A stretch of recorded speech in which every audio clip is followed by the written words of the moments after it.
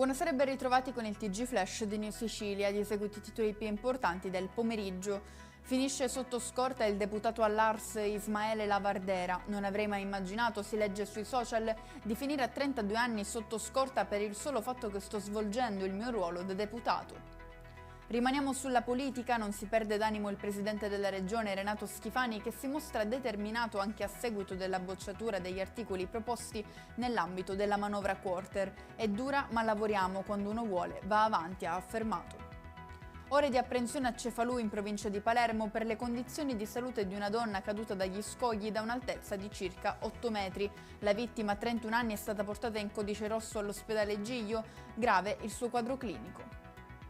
Notevoli i danni inflitti alle colture della piana di Catania, recentemente colpita dalle piogge, ma soprattutto dalle forti raffiche di vento che si sono abbattute sulla Sicilia ionica. A dare l'allarme è il presidente della Confagricoltura Etnea, Giosuè Ancoria, che ha sottolineato la necessità di un intervento immediato a seguito soprattutto delle previsioni meteo avverse degli ultimi tempi. Maltempo che però al momento sembra essersi fatto da parte per lasciare spazio a cieli sereni.